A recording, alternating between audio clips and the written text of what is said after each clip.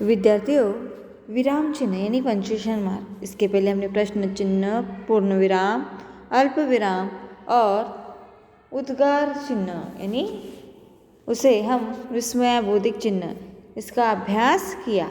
तो आज हम उद्गार चिन्ह यानी विस्मयाबोधिक चिन्ह इसकी पुनरावृत्ति करके आज दूसरे चिन्ह के बारे में देखेंगे। जो दूसरा विराम चिन्ह है उसे हम अवतरण चिन्ह कहते। तो इसके पहले हम क्या करेंगे, उद्गार चिन्ह की पुनरावृत्ति करेंगे परिभाषा के साथ में। विद्यार्थियों, चलो उद्गार चिन्ह यानी विस्मयाबोधिक चिन्ह भी कहते हैं।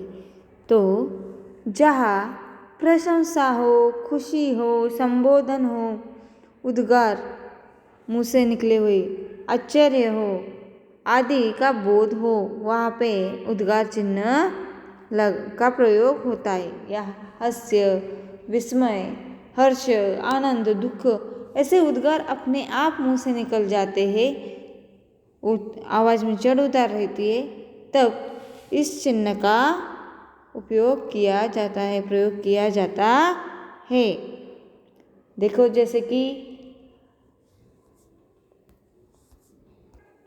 देखो जैसे कि ओ, कपिल आउट हो गया।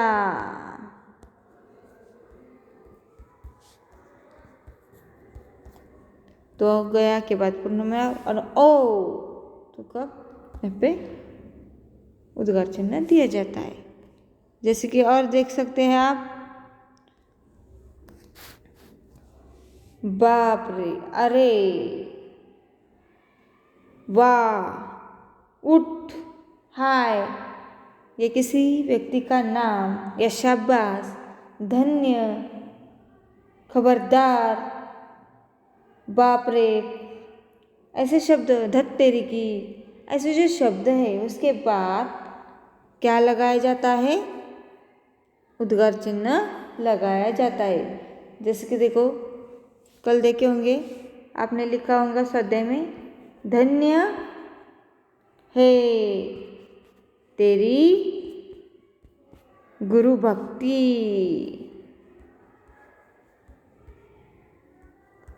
गुरु भक्ति होने के बाद पूर्ण विराम और धन्य है, धन्य ये उद्गार निकलते, तब यहाँ पे उद्गार चिन्ह लगाया जाता है।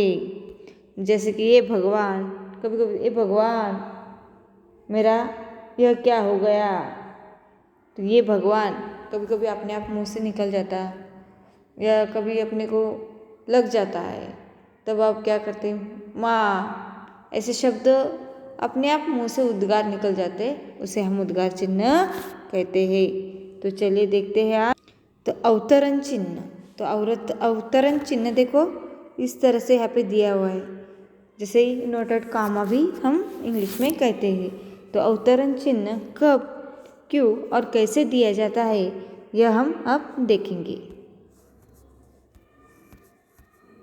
तो अवतरण चिन्ह की परिभाषा देखिए, जहाँ दूसरे के कहे हुए शब्दों को जो का त्यों रखा जाए, वहाँ अवतरण चिन्ह का प्रयोग किया जाता है।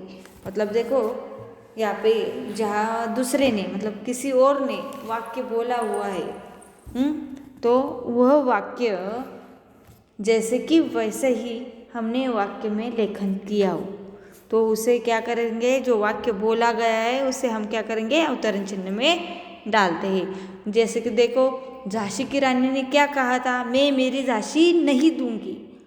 झांसी की रानी ने क्या कहा था, मैं मेरी झांसी नहीं दूंगी। तो झांसी की रानी बोला हुआ शब्द कौन सा है, मैं मेरी झांसी नहीं दूंगी। ये वाक्य जैसे कि वैसे ही वहाँ पे लिखा हुआ है, उसे अवतरण चिन्ह में लिखा जाता है। चलो कुछ उदाहरण देखते हैं।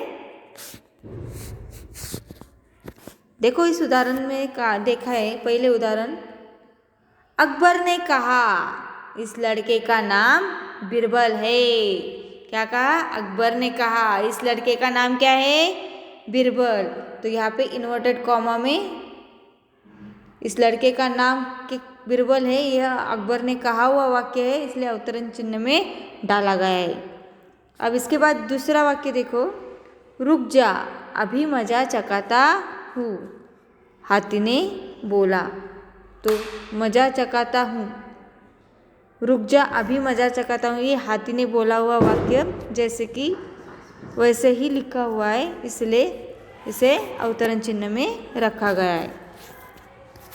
इसके बाद तीसरा देखो, गांधी जी ने कहा, उसके बाद ये अलग बताए, यहाँ पे अल्प विराम दिया है। तो आराम हराम है, आराम हराम है, ये क्या इन्वर्टेड कॉमा में दिया गया है, क्योंकि ये गांधी जी ने बोला हुआ वाक्य जो कि तो यहाँ पे रखा गया है। इसके बाद सीता ने सोचा, क्या सोचा सीता ने, राम संकट में है, क्या है जो कि तो वाक्य यहाँ पे दिया गया है, इसलिए राम संकट में है। चलो और कुछ पाठ में के उदाहरण देखेंगे हम। तो विद्यार्थियों ये देखो अवतरण चिन्ह, इसमें उसे हमें उद्धरण चिन्ह भी कहा जाता है। आज्ञा कीजिए गुरुदेव, शिष्य ने गुरुजी से कहा। तो शिष्य ने गुरुजी से क्या कहा कि आज्ञा कीजिए गुरुदेव, जो आज्ञा है वो बताइए, इसलिए जैसे कि वैसा वाक्य यहाँ पे लिखा है, इसलिए ये अवतरण चिन्ह में लिखा गया है। उसके बाद नेक्स्ट देखो, मरीज बोला, डॉक्टर साहब मैं आपका उपकार कभी नहीं भूलूंगा। तो मरीज ने क्या बोला है, डॉक्टर साहब मैं आपका उपकार कभी नहीं भूलूंगा, जैसा कि वैसा वाक्य यहाँ पे बोला गया है, इसलिए यह अवतरण चिन्ह में डाला गया है और पूर्ण विराम दिया गया है। उसके बाद में देखो, तितली बोली, तितली क्या बोली, भौरा भैया एक गीत सुनाओ ना। तितली ने क्या कहा, भौरा भैया एक गाना सुनाओ, जैसा कि वैसा वाक्य यहाँ पे दिया गया है, इसलिए इसे अवतरण चिन्ह में रखा गया है। अब अवतरण चिन्ह यहाँ पे दो इसके दोहरे अवतरण चिन्ह है। कभी कभी कुछ कुछ वाक्यों में सिंगल अवतरण चिन्ह भी दिया जाता है, तो शब्दों को हाईलाइट करने के लिए अवतरण किया जाता है, सिंगल ध्यान में रखना है। अवतरित एखादा शब्द रहता है जो इम्पोर्टेंट रहता है, तो उसे हाईलाइट करने के लिए सिंगल एक क्रिया अवतरण किया जाता है। तो आप हमें आज हमने देखा है वो कौन सा देखा है, दोहरे अवतरण चिन्ह।